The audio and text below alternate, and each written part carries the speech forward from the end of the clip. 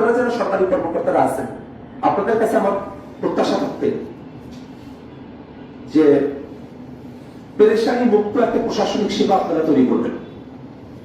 পেরেশানি মুক্ত প্রশাসনিক সেবার কথা এই কারণেই বলি, তো এই অঞ্চলের মানুষেরা তো তুলনামূলকভাবে তারা স্বল্প শিক্ষিত, স্বশিক্ষিত।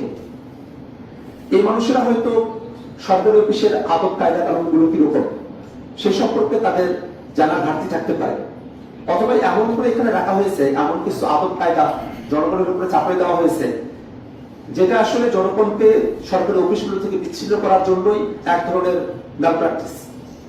সেই বিষয়গুলো তাকে সুরাহা করা প্রয়োজন।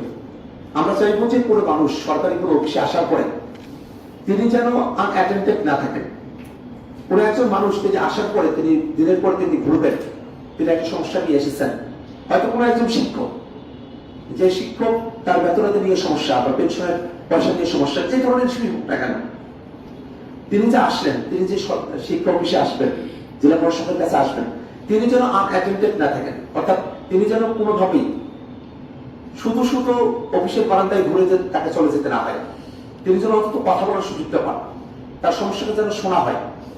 এমনই ভাবে একেবারে সাধারণ মানুষ যারা আছে তারা অনেকগুলো বিষয় তারা প্রত্যাশা রাখেন, কিন্তু তারা এটা সাহস করে বলতেও হয়তো পারেন না। আমরা চাইবো রংপুরের জেলা প্রশাসন আপনাদের যে অফিসগুলো আছে সেটা এমন ভাবে গড়ে উঠবে, সেই অফিসগুলোতে এসে সাধারণ মানুষেরা কোনো আড়ষ্টতায় ভুগবে না, তারা ফ্রেন্ডলি তারা তাদের কথাগুলো বলতে পারবে, যে কোনো সমস্যা নিয়ে তারা কথা বলতে পারবে, হয়তো উপযুক্ত ফোরামটা